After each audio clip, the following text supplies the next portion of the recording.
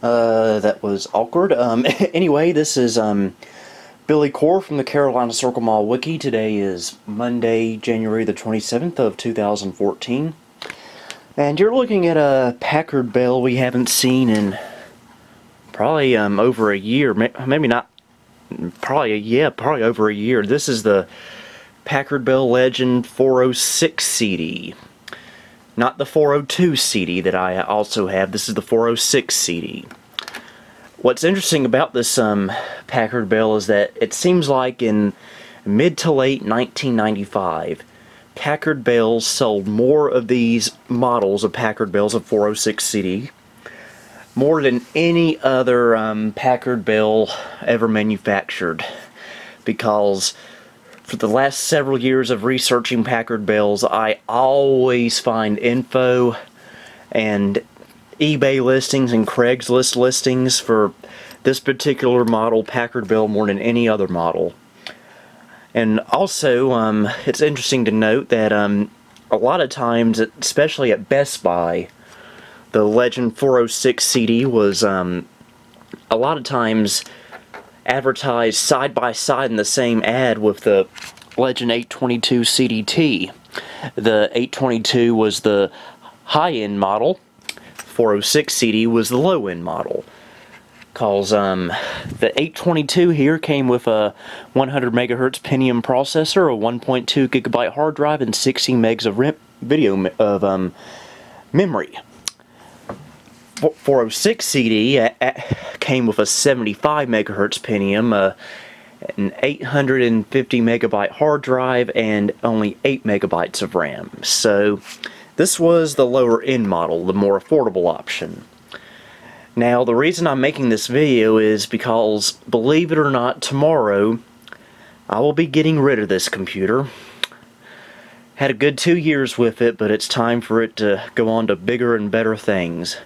But do not worry, folks, it's going to be in good hands. It just so happens the person I sold it to is none other than YouTube user ComputerKid1416, who has been wanting his own Packard Bell computer for years. He's never owned a Packard Bell or a mid-90s era computer before, but he has always wanted one, so he is really excited to get this.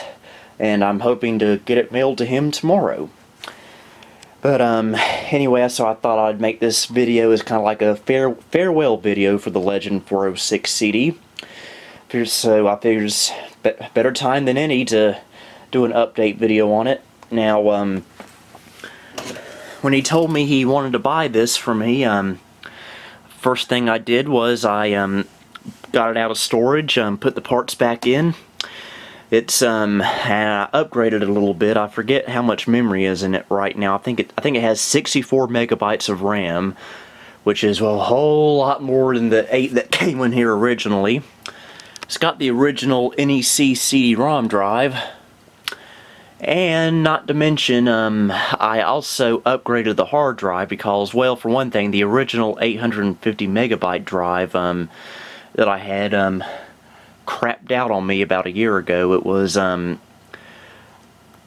it's just another reason why to switch to a CF card on these older machines.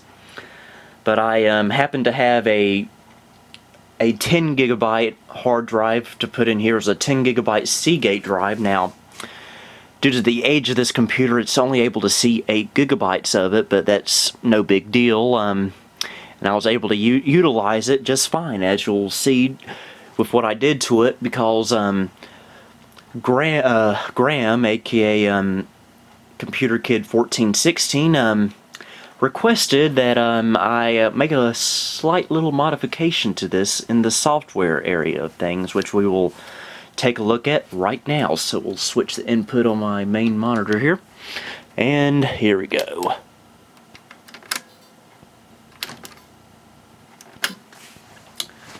Oh boy, what did I do wrong? Oh, there we go, that's why. And now. Alright.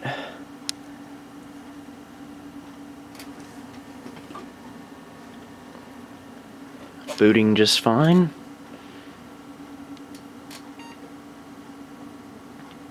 Aha, here we go. Computer Kid requested that I do a dual boot for him. You see, he's never owned a computer with Windows 95 or Windows 3.1. So, we got to thinking, why not just kill two birds with one stone, and since this computer runs perfectly with both of those operating systems, why not just do a dual boot? So I did just that. So I think what we'll do first is take a look at Windows 3.11.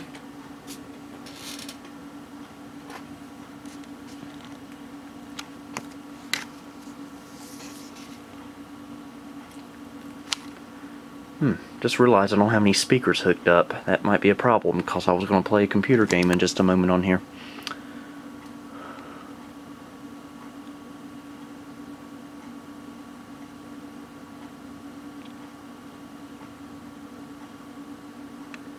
And there we go.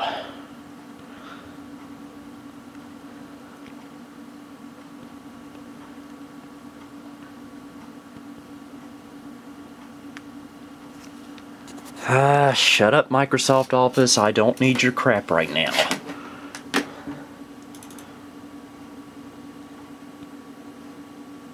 Okay, so it appears that Navigator is causing a conflict with Office right now. It's no big deal, but it's just a minor inconvenience, if you want to call it that. If it keeps on doing this, I will have to smash that window right there. But hopefully it won't come to that. Okay, we'll just do an Alt-Tab. Okay, keyboard is not registering. Okay, there we go, there we go. And we are in Navigator 3.0. And Computer Kid, you better take the lesson on using the mouse. It's required for any user of any mid-90s Packard Bell like this. And he also had me install a few little applications on here for him. I installed Microsoft Office, which we just saw crap out on us a while ago, but that was just a minor inconvenience. It should work just fine for him. This is version 4.3, I believe, the final version designed for this version of Windows. And oh no! It's Microsoft Bob. And what a surprise, my battery is dying on my camera. So, with that said, we'll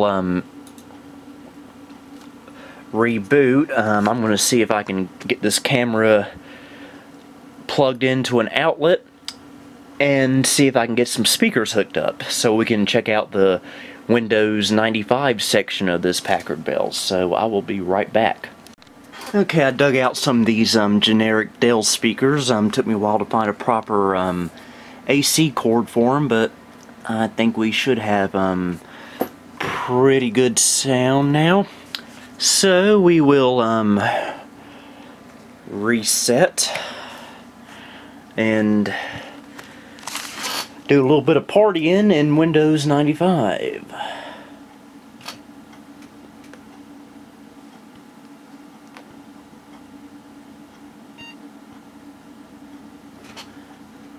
Alright.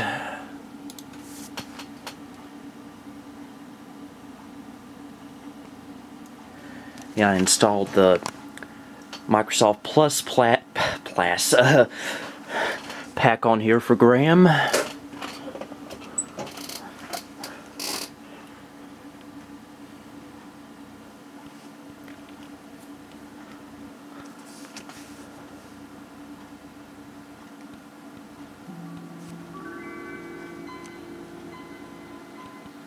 Alright, sound seems to be working.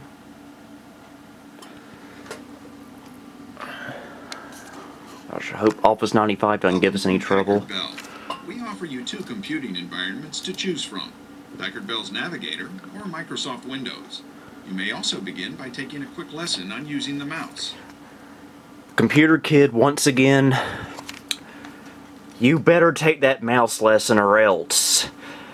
Well, I guess the worst thing that could happen is you will not be a true owner of a mid-90s Packard Bell. And don't wimp out and use a trackball either like Elmo 3 did. Which, by the way, Elmo 3, great video. And it's a pretty standard Packard Bell install for Windows 95.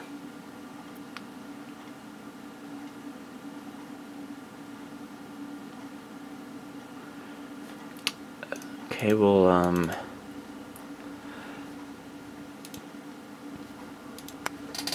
go into System Properties and you can see both partitions there. Windows 95 is taking about 5 or so gigabytes. Windows 3.1 is taking 2 of it. So we will go into the properties here. Windows 95. And this is version B, OSR2. As Bill Cosby would say, it's like original Windows 95, but with a B at the end. I'm sorry for that. The reason I did that was I upgraded from RTM Windows 95 to B and converted the hard drive partition to FAT32 so I could use the entire space the hard drive had left. So we'll typical communications port conflict that plagues many Packard Bell computers. About the only one I've never had that problem with is my 822 here. Something special about it. And it's crooked for some reason. I need to straighten it out. Yes, I'm weird with my Packard Bells. Okay, modem uses a Cirrus Logic 5434 with 1 megabyte of video memory. Aztec Sound Galaxy Washington 16. I almost called it DC. Ouch.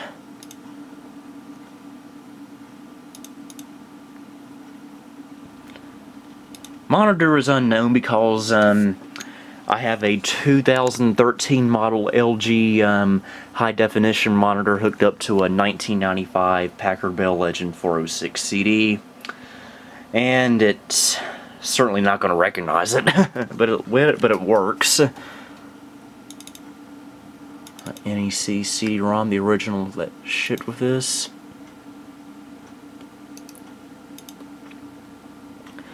Yep, we're using 5.83 gigabytes for Windows 95. And we will test out a game on here. And also, this is video proof for Computer Kid that he's not getting ripped off. Alright, we'll play a little bit of Freddy the Fish.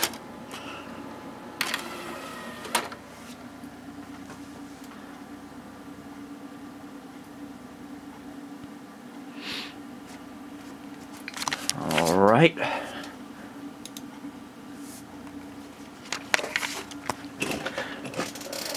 Ah, yes, the infamous CD-ROM test. We may be here a while.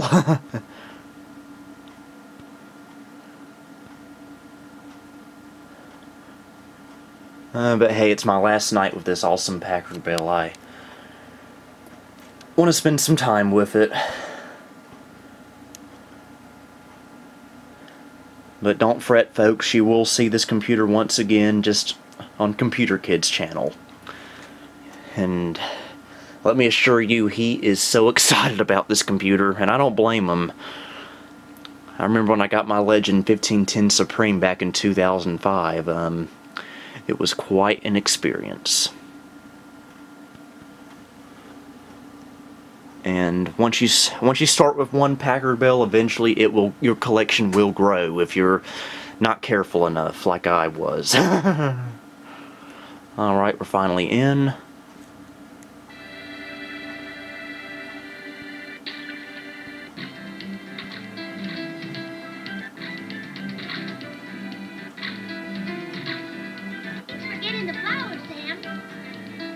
Sure thing, Freddy.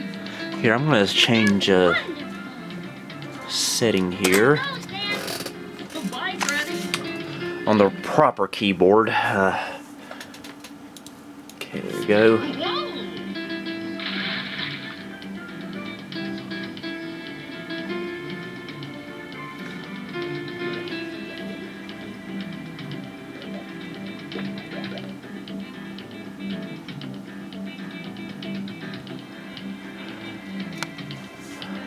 Wow, Pup-Hut's a fish! Flower? Sure. Doesn't sound like him, though. Wow. Thank you. Where are you going, Freddy? To kill you. I mean, we're going to Grandma Gruber's house. Stay out of trouble. Yes, you better stay out of trouble. I mean, you better stay out of trouble. Bye.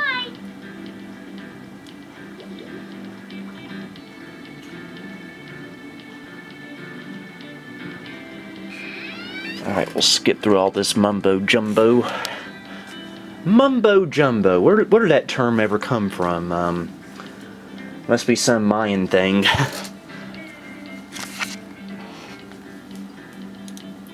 Alright, let's...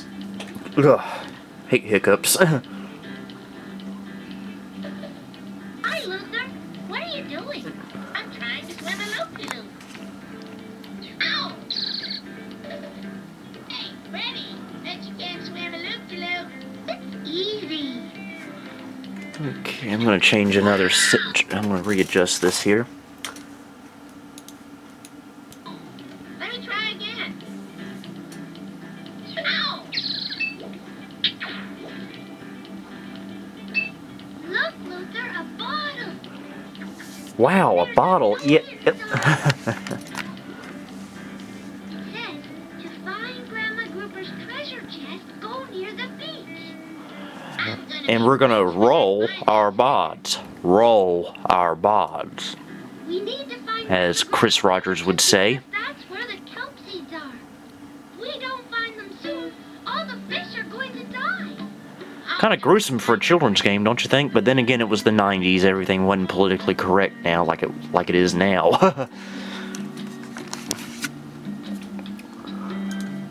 We found the purple sea urchin. Yay, sea urchin!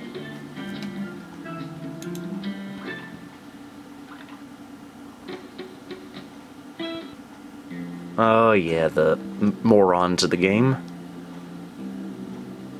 The bottle ain't here, boss. Maybe somebody else found the voice. Maybe somebody else found it first. Of course someone else found it first, you spongehead. But computer kid, trust me, We gotta find that bottle.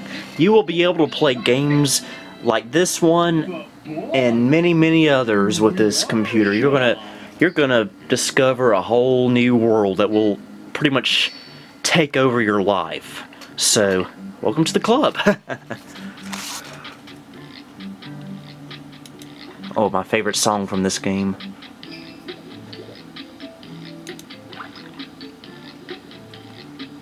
Gabby, Mommy's coming. Wow, look at that giant rock. Alright, let's get her out of here. Oh! Oh! Oh! Woo! Oh my God, Captain! And like many, like many of you, it took me years to figure out that Freddy Fish is actually a girl. Gabby, my little guppy is stuck inside. I thought it was just a high-pitched sounding boy. I can't fit inside. Could you please find him? Will you pay us? Yes, Mrs. Halibut. We'll help Gabby.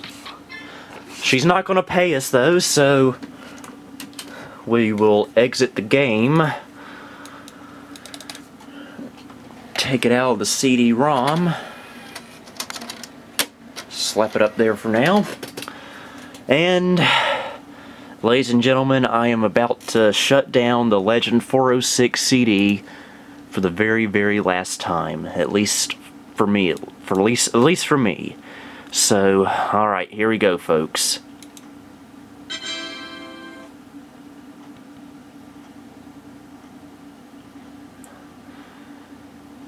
who knows, knowing the amount of Legend 406 CDs that were sold and manufactured back in 1995, there's a good chance I'll come across another one someday. I'm sort of hoping for one that still has the spec sticker on it. That would be really nice.